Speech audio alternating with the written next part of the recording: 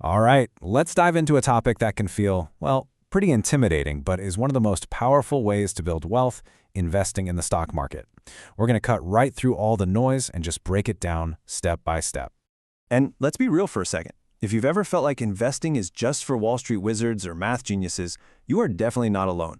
I mean, from the outside, it can look crazy complex, right? It's filled with all this jargon and these charts that might as well be in another language.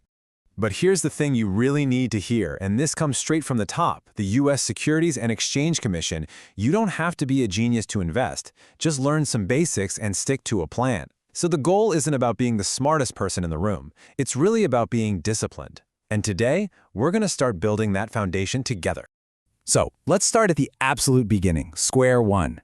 Before we get into anything else, we have to answer the most fundamental question there is. What is a stock anyway?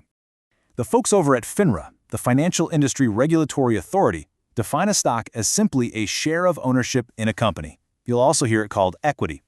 But what that really means is that when you buy a stock, you're not just playing with numbers on a screen. You are literally becoming a part owner of that actual business. Here's a great way to picture it in your head. Imagine a massive company, say like an Apple or an Amazon, is a giant building. Owning one of their stocks is like owning a single brick in that whole structure. It might be a small piece, sure, but you have a real, actual stake in its future.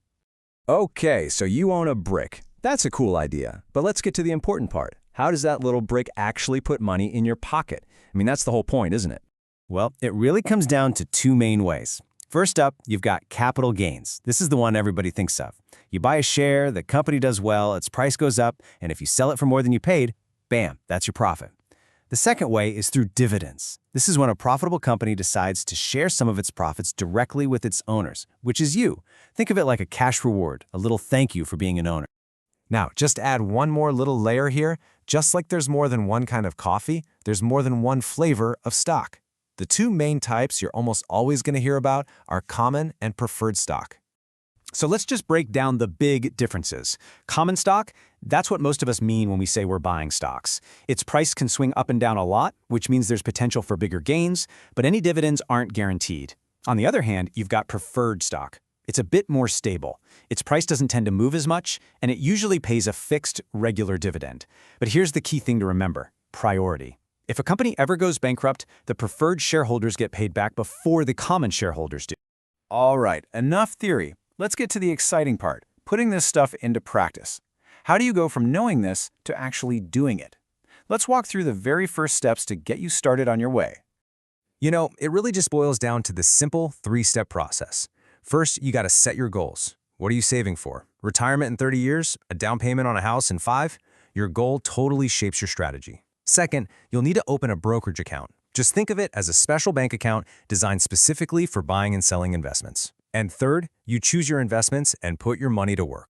Now, for that third step, choosing what to invest in, here's probably the most important piece of advice for any beginner. You've heard it before: don't put all your eggs in one basket.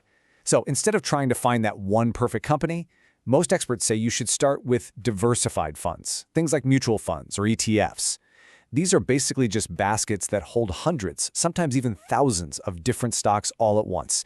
It's an instant way to spread out your risk. Of course, we have to have a real talk about risk. Any honest discussion about investing has to cover the potential downsides. But more importantly, we need to have a strategy in place to manage them.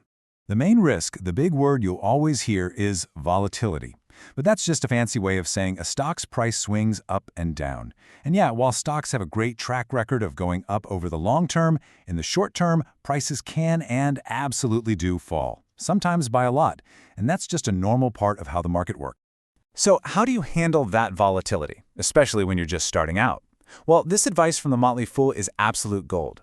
Beginners should avoid stock trading and focus on long-term buy-and-hold investing. Trying to time the market by jumping in and out is a really high-stress, high-risk game. The better approach is way, way simpler. So the most recommended strategy is what's called buy and hold. It means you invest for the long haul. We're talking years or even decades, not days or weeks. The whole idea is to buy good investments and then just hold on, riding out all the inevitable bumps along the way. It's a strategy that's built on patience, not on panic. So everything we've covered today is really just the beginning of your journey. But the great news is there's a whole world of high-quality, totally free information out there to help you keep building up both your knowledge and your confidence. So where should you look next? Well, you can start with the official regulators like SEC.gov and FINRA.org for all the unbiased foundational info. For practical how-tos and answers to specific questions, online guides like Investopedia and NerdWallet are fantastic. And hey, if you're a visual learner, educational YouTube channels like Khan Academy or PBS 2 Cents are excellent. So if there's one thing to take away from all this, it's this. Building wealth through investing isn't some secret formula. It's about learning the fundamentals, creating a plan that you can actually stick to, and then just getting started. You got to remember, every single expert investor on the planet was once a beginner, right where you are now. So the only question left is, what's your first step going to be?